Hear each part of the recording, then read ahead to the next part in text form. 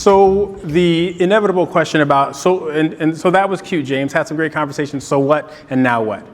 I am going to suggest to you that this work of developing deep connections with other people requires a certain set of muscles. And for some of us, those muscles have atrophied, or they may have never been used, or we've been in the gym and we just need them to get even stronger. So we need to continue that work. What we did here is replicable. What we did here is scalable. Sometimes we need some help and structure, but it is. And in an effort for you to have better and deeper connections with your team, leading to higher productivity, leading to higher profits, i.e. butts in seats, we have to identify what our wobbles are in those connections. So how might that happen? I'm suggesting that tonight, over dinner and beverages and such, consider following up on these conversations that you've started. Share what happened at your table to the extent that it's appropriate with other folks over the course of the rest of the time that you're here. Share your own 4-minute story with a colleague and then listen. Ask them for 4 minutes of their time. Share what it is that you want to share and then listen to what they may have to provide you in terms of feedback. Reflect on what you said and heard today. What are your current gaps in connecting? As you looked around the table, maybe you're a table captain, you prepared your story and you looked up and saw a face that looked like, sounded like, was wearing whatever, like, not quite as comfortable telling the story as I was in the mirror. Or maybe you're an accelerator or a question asker at the table. I would have asked A, B, and C question, but boy, that person, they looked really stable with their graying hair at the temples. And I didn't want to risk something because I've got a career ahead of me. And what if I ask the wrong question at the right time? Am I going to cripple myself one way or the other?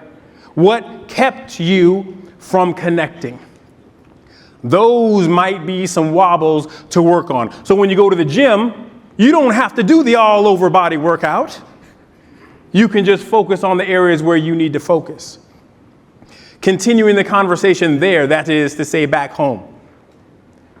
Is there value? What is the ROI in having more connection on your teams? If you think it will win, then continue it there. If you don't, then well, okay, this was just a nice session. But if you think there's a win there, then you should figure out and begin to plan and execute the plan on how you drive that deeper connection. How will you assess, measure that connection on your teams? Yes, it 100% can be measured. Some of us are already doing great work in that space. If not, identify how to measure that connection and then drive deeper connection over time. And then consider what actions you might take, whether it's something like this, whether it's a different version of something like this or something altogether different that needs to be designed from the ground up. That's fine.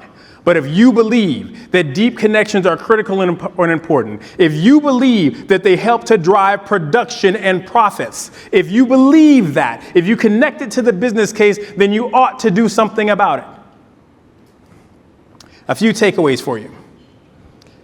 If you happen to be one of those folks that generally speaking, as you're walking through life and work in other ways, you say, you know what, when it comes to fill in the blank, I'm not comfortable discussing it, so I don't.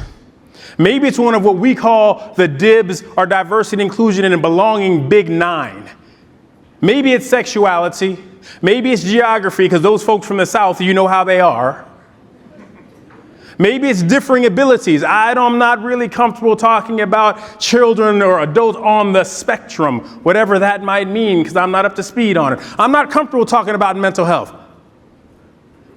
I am not comfortable talking about politics. Whatever your fill in the blank is, I might suggest to you that when you are not talking about it, you're allowing the environment to control you. And there's power in the environment that you can leverage. And if you're not doing it, somebody else is. In this room are some of the most capable people in the industry. And you're telling me y'all can't have conversations about some abstract idea like politics or LGBTQ or differing abilities in a meaningful way that connects to the business case? Of course you can. Connect what's happening out there to the business that you're trying to execute. Otherwise, it's a pleasant conversation, but it's not connected to the business. Connecting it to the business begins to clarify the kind of data that you need to move forward. It makes it plain the data you need to pull from your systems. What do you need to see? What do you need to show? What do you need to improve? What do you need to pause? But if we're not talking about it out loud and having impossible questions asked of us about impossible situations, somebody else is. And they might just kick your butt when time comes because they'll know things you don't know. They'll have bigger muscles to have those conversations. Their teams, you'll walk into their team meetings, it'll seem like it's a fight.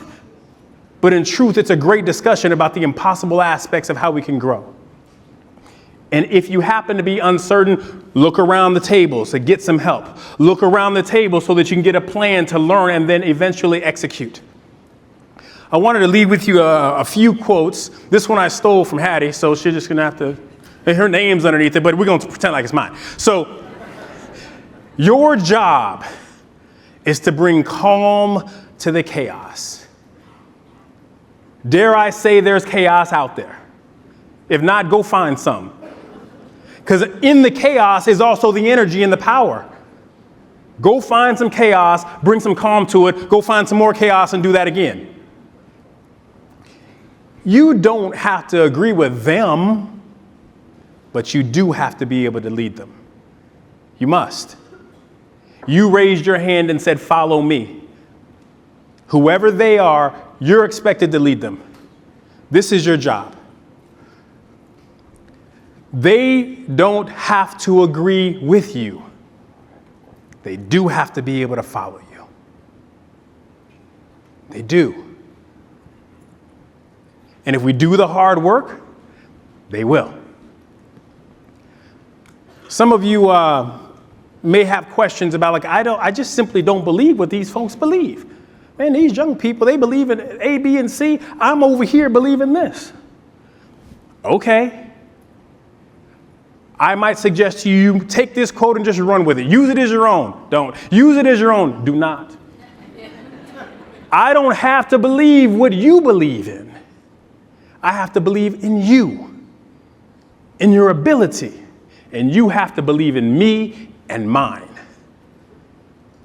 We don't have to worship on the same day. We don't have to wear the same colors when we go on Sundays when the game starts. But can I believe in you and your capabilities, that you can run and that you can grow and you can make us win? And can you believe in me? If we can cross those lines and barriers, then we're on the way to something great.